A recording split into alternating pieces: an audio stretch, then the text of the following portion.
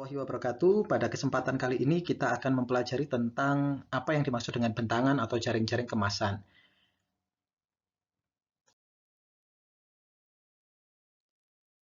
Sebuah kemasan itu memiliki setidaknya 3 fungsi utama. Yang paling penting itu adalah kemasan harus mampu melindungi isi produk di dalamnya. Jadi kalau membuat kemasan, kemudian kemasan itu rapuh atau mudah terbuka, maka produk yang ada di dalamnya bisa jadi tidak terjaga sehingga mengalami kerusakan. Barang elektronik misalnya, maka di dalamnya juga harus mempertimbangkan bagaimana kemasan itu bisa merekatkan atau mengikat elemen elektronik yang ada di dalamnya sehingga tidak mudah bergoyang ketika dikirim atau ketika dibawa oleh customer. Kemudian untuk makanan juga sama. Biasanya kemasan juga memiliki beberapa proteksi seperti penggunaan hot seal atau mungkin menggunakan sistem press biar tidak mengalami kerusakan ketika berinteraksi dengan udara di sekitar.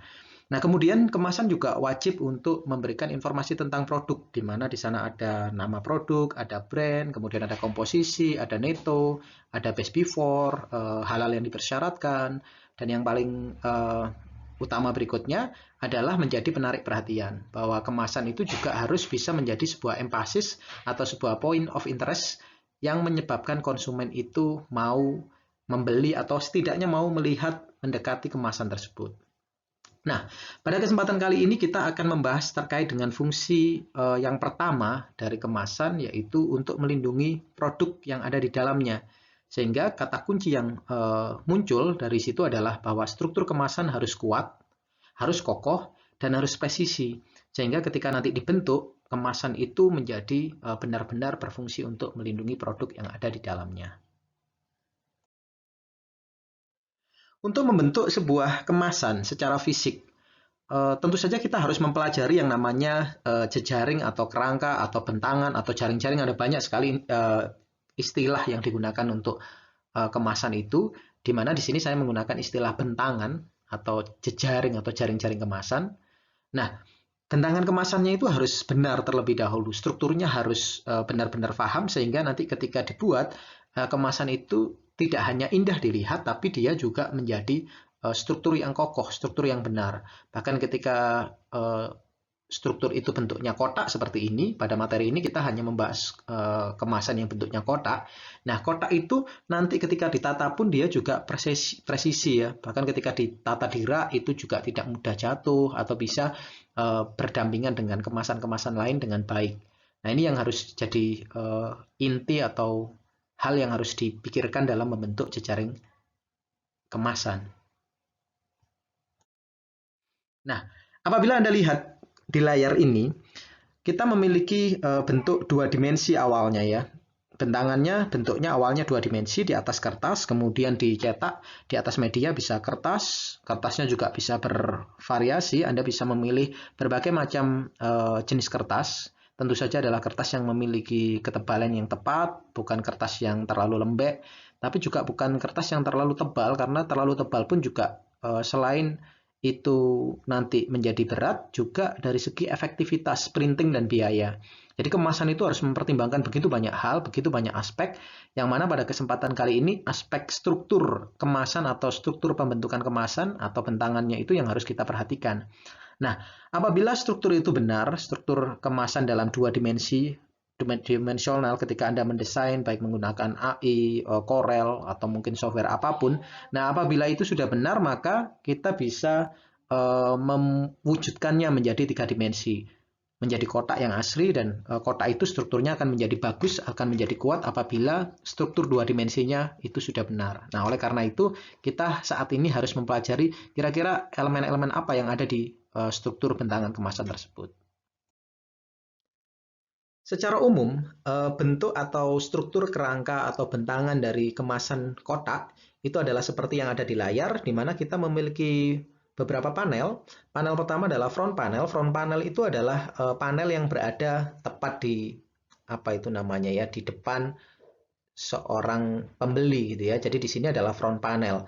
Nah, di front panel ini kita nanti akan meletakkan desain utama kita di sana, baik itu misalkan judul produk dan sebagainya.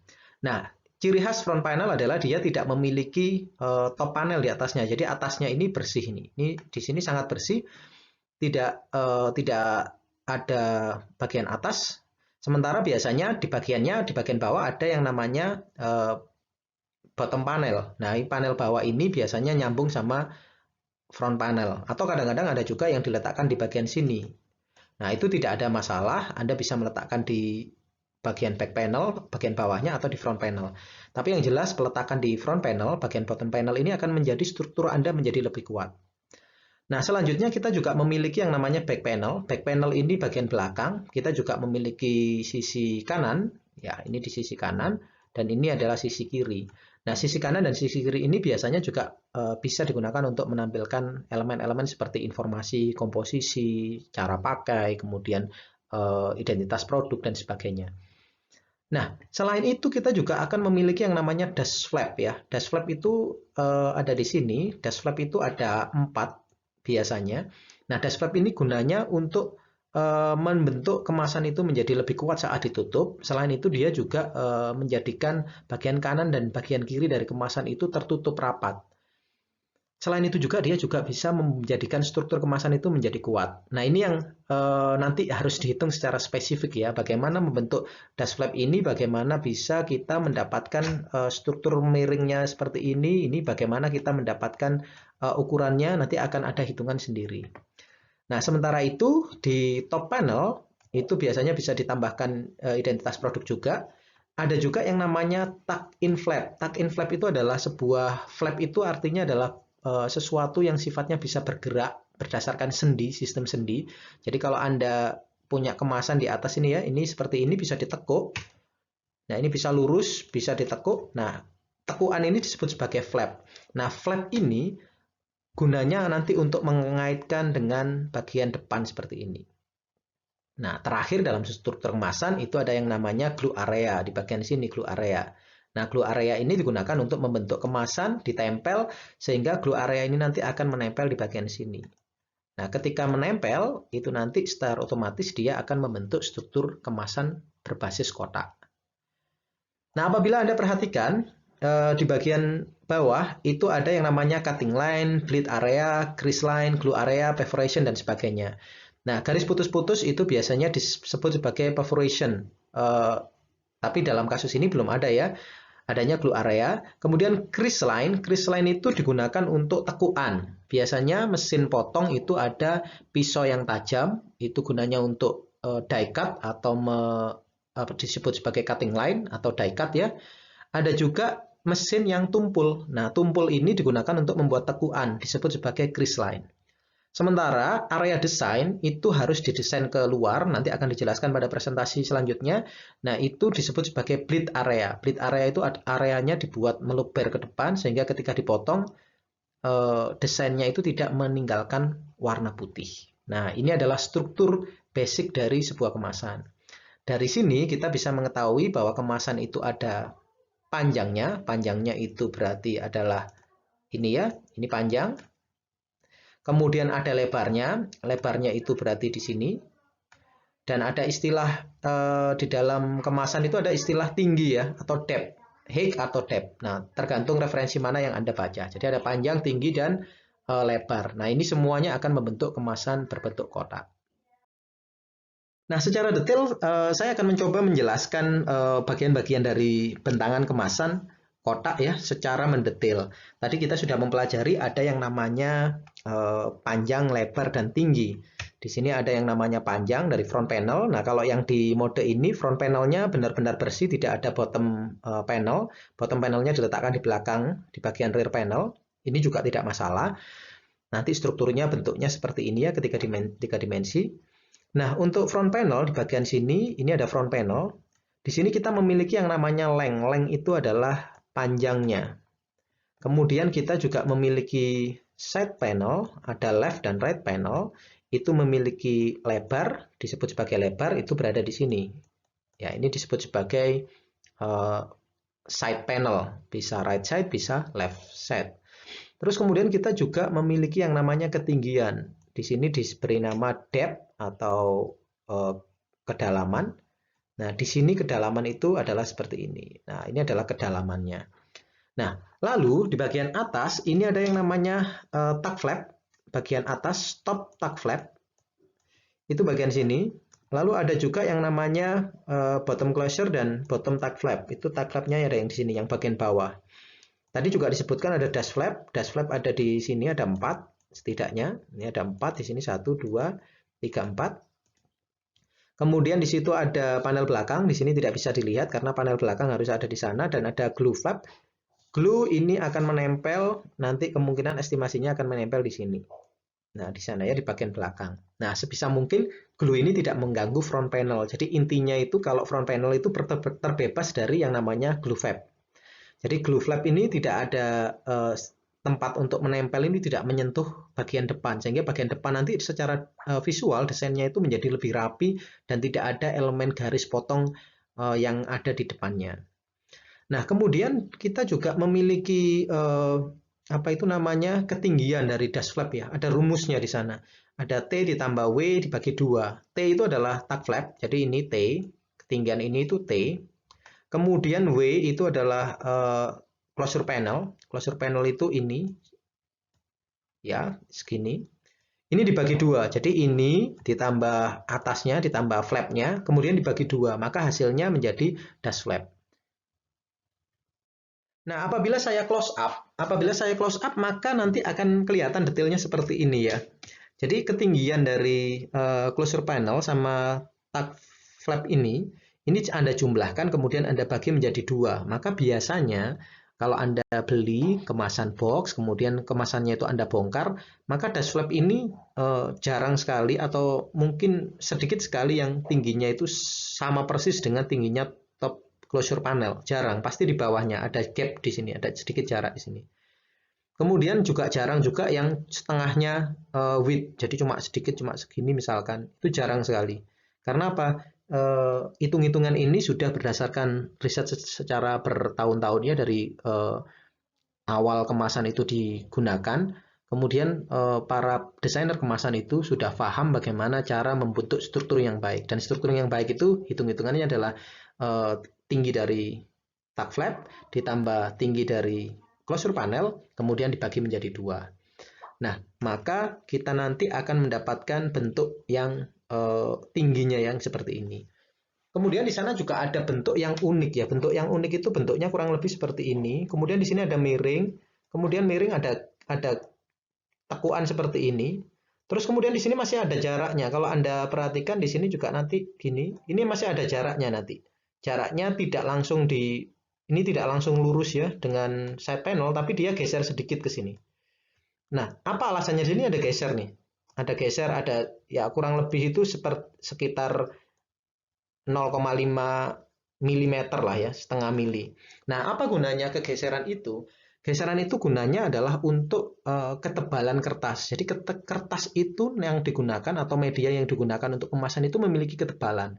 Katakanlah kertas yang baik untuk apa itu namanya kemasan itu tebalnya antara 0,2 sampai 0,5 mm ya. Nah, ketika ditekuk, tekuan ini akan menghasilkan ketebalan. Nah, ketebalan itulah yang akan menjadikan bagian ini menjorok ke dalam terlebih dahulu. Jadi di sini menjorok ke dalam, setelah menjorok ke dalam baru naik ke atas, kemudian menjorok lagi, baru miring.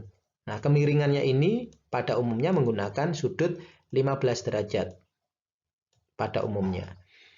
Nah, kenapa kok harus miring? Kenapa kok tidak lurus saja? Nah, ketika lurus nanti juga akan bermasalah ketika dibuka. Ketika dibuka nanti juga akan menghasilkan sesuatu yang kurang enak atau kurang nyaman. Kadang-kadang kita juga menemui ya kemasan yang sulit banget untuk dibuka, sehingga kita paksa buka, akhirnya kemasan itu rusak, dan akhirnya nggak bisa ditutup lagi kemasan itu. Padahal isinya masih ada. Ada juga yang seperti itu gara-gara struktur kemasan yang kurang tepat. Gitu ya. Nah, di bagian sini sebenarnya, kalau Anda perhatikan di bagian dash flap ini juga ada yang namanya sedikit ya di sini ya. Di sini ini ada yang namanya sedikit gap. Jadi ini kalau ditarik garis lurus itu seperti ini, ada jarak juga. Ini juga jaraknya sebesar ketebalan kertas. Sehingga nanti ketika tutup panelnya itu ditutup, nanti dia tidak melengkung. Kalau ini nanti tidak dikasih jarak, nanti ketika ditutup dia jadinya melengkung kayak gini. Nah, kayak gini jadinya. Ada rongga di sini, dan ketika ada rongga berarti ada interaksi udara yang lebih banyak sehingga isinya nanti akan menjadi kurang bagus. Ya, ini yang jadi permasalahan. Nah, lalu Anda juga harus memperhatikan di bagian tag flap di bagian sini ya. Nah, di bagian sini ternyata juga ada sesuatu nih. Apa itu pengait? Nah, pengait itu apa? Pengait itu gunanya untuk menutup supaya rapat. Jadi dia lurus kayak gini, terus kemudian dia turun sedikit, terus barulah di sini ditekuk ya, atau grease line tadi. Jadi baru tekukan di sini. Nah, ini melengkung. Kenapa kok melengkung? Melengkung ini untuk mempermudah untuk apa itu namanya memasukkan ke front panel. Nah, ini bagian ini kalau saya zoom jadinya seperti ini ya. Nah, tekukan ini ada tekukan sedikit di sini. Ini kurang lebih 0,5 mm. Maaf, 0,1 sampai 2 mm ya. Tekukannya ini. Ini digunakan untuk mempermudah tag flap ini mengait. Jadi nanti kalau ditutup itu dia tekukannya agak ke dalam sehingga dia nanti mengait dengan baik ke front panel ke sini. Jadi nanti kalau digambarkan kertasnya ya, ini struktur 3 dimensinya kayak gini, dia nanti ketika masuk itu di bagian sininya dia masuk dengan baik kayak gini. Nah, ada sekatnya ke sini sedikit. Nah, sekat inilah yang akan menjadikan kekuatan dari tutup atau tag flap ini ya, sehingga menjadi strukturnya menjadi lebih kuat. Nah, ini nanti silakan diperhatikan untuk membentuk struktur yang baik sehingga ketika dibuka itu mudah, ketika ditutup nutupnya rapat. Jadi kalau ada barang di dalamnya kemudian Anda jungkir balikkan itu tidak lepas. Nah, itu fungsinya seperti itu. Nah, berikutnya adalah ketika Anda mau yang namanya menekuk ya. Bagaimana cara menekuk dash flap maupun top closure. Kalau menekuk yang lain, menekuk side panel yang di sini sama yang di sini itu tidak ada masalah ya. Tekukannya sesuai dengan garis. Jadi kalau Anda misalkan punya desainnya sudah dicetak, Anda menekuk yang di sini itu sudah dijamin akurat ya, karena harus akurat ya menekuknya. Teknik menekuknya pun kalau secara manual bukan pakai mesin, Anda bisa menggunakan alat bantu seperti penggaris atau mungkin di cutter sedikit supaya mudah untuk ditekuk atau presisi. Jadinya lurus tidak meliuk-liuk gitu ya. Nah, yang harus dijadikan perhatian adalah ketika Anda menekuk yang namanya dash flap. Nah, dash flap ini spesifik sekali. Kenapa? Karena dash flap tadi yang saya sebutkan bahwa dia memiliki ketebalan. Jadi di sini ketika ditekuk, jadinya nanti dia jadi seperti ini. Nah, apabila garis itu berada tepat di tekukan ini, maka dia akan menggelembung nantinya. Jadi sistem tekukannya itu harus pas, enggak boleh pas di garis, tapi agak di atasnya sedikit. Jadi kalau ini ada garis putus-putus, Anda perhatikan tuh ya, Anda perhatikan di situ ada garis putus-putus, di sini ada garis, ini adalah perfnya. Nah, ini di atasnya sedikit. Supaya apa? Supaya tidak melengkung tadi. Nah, begitu juga dengan yang closure panel bagian atas, yang panel penutup bagian atas itu malah tekukannya harus diberi span lebih banyak lagi, yaitu sekitar 2 kali ketebalan dari kertas. Nah, ini gunanya untuk tekukannya itu supaya menjadi tidak melengkung. Nanti Anda boleh eksperimental. Kalau Anda tidak memberi ini, nanti hasilnya melengkung seperti ini ya, seperti yang saya jelaskan di slide sebelumnya. Nah, selain bentuk-bentuk apa itu namanya ya, bentangan yang standar dari yang tadi hanya ada flapnya ada 2, ada dash flapnya ada 4, 2 di atas 2 di bawah. Kemudian ada closure panel yang bentuknya standar. Ada juga beberapa kemasan yang closure panelnya di bagian bawah atau bagian atas itu menggunakan 4 potongan ya, atau disebut sebagai fourth closure panel. Nah, ada first in, kemudian yang pertama, kemudian second in itu flap-flapnya yang bagian bawah, dan yang third in itu closure panelnya. Bentuknya kurang lebih seperti ini. Jadi ada struktur yang rumit seperti ini ya, tapi ini nanti bisa didapatkan banyak sekali di dunia maya, di internet, atau Anda bisa membaca buku referensi namanya Basic Packaging. Itu nanti ada bukunya, referensinya, bentuk-bentuk potongan-potongan seperti ini. Nah, ini juga ada rumus-rumusnya. Rumus bagian atas tetap, rumus bagian bawah tinggal W dibagi 2 ya, sehingga dia persis di tengah ini jatuhnya. Jadi membentuk ada segitiga, kemudian ada garis di tengahnya.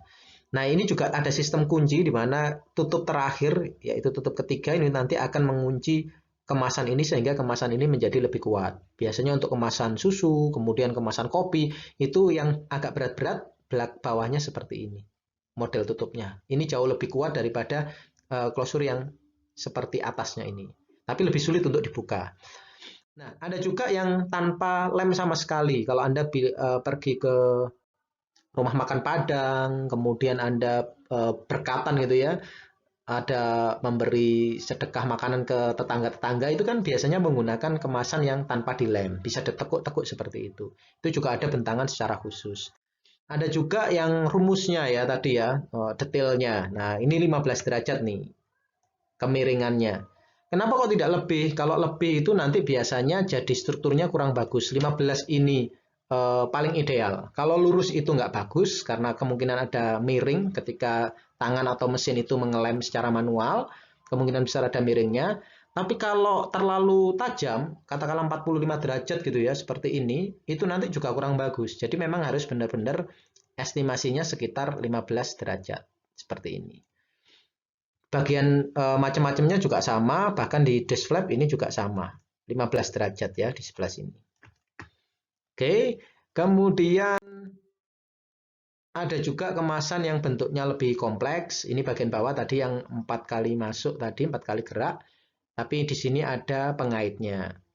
Ada juga yang model ada windownya, model guset, terus kemudian ada windownya di situ. Kemudian ada juga yang mode untuk mengikat botol. Jadi di atasnya di sini bisa digunakan untuk merekatkan objek-objek silinder. Jadi desk flapnya itu digunakan untuk mengikat kepalanya silinder tadi itu sehingga tidak mudah bergerak ke kanan atau ke kiri. Ada juga yang dalamnya di bagian tengah itu terdapat satu sistem yang digunakan untuk apa ya istilahnya merekatkan atau mengikat isi di antaranya, misalkan untuk HP gitu ya, di isinya biasanya ada styrofoam atau mungkin ada foam di dalamnya, tapi ada juga yang basicnya kemasan juga. Jadi kemasannya dipotong sedemikian rupa supaya ketika dimasukin produk kotak, dia bisa bertahan dengan struktur yang baik.